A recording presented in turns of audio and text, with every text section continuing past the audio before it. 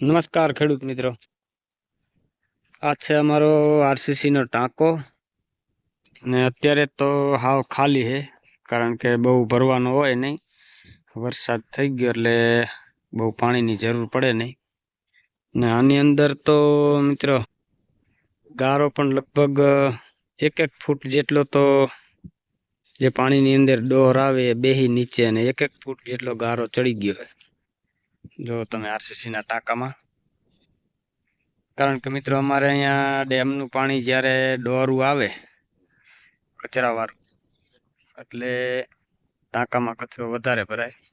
તમે જુઓ કે આગળ જે દેખાય અહીંયાથી ડેમ લાગી જાય આપણા પાછળના શેટેથી. અત્યારે હાલ મગફળીનું વાવેતર, મગફળી પણ બહુ સારી છે જો.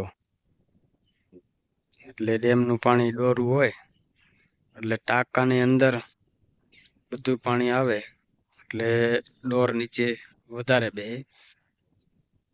અહીંયા જો આગળ તમને આ પારાથી ઓલી બાજુ જ પાછળ જ ડેમનું પાણી ભર્યું છે મિત્રો. આપણે 1-1 આટડીની અંદર તો ડેમનો ભેજ પણ આવી જાય મગફળીમાં, એટલે મગફળીને બહુ વાંધો નથી આવતો.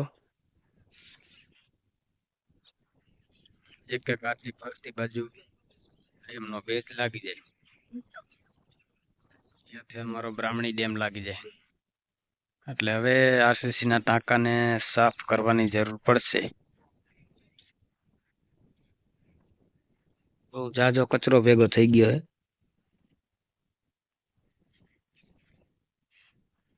1-1 ફૂટ તો આખામાં હશે, 1 ફૂટથી વધારે પણ હશે, પણ 1 ફૂટમાં તો કાંઈ નહીં ઘટે.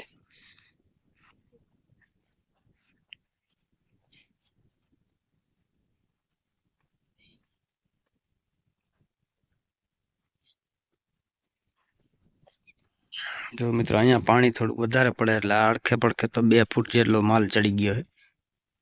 એટલે આને હવે ટૂંક સમયમાં જ સાફ કરવો પડશે.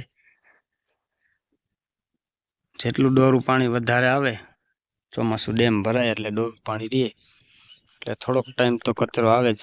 ડેમની જે કાપડવાળી માટી હોય એ માટી જ આમાં વધારે આવે.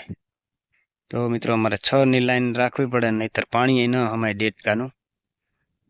જય જવાન, જય કિસાન.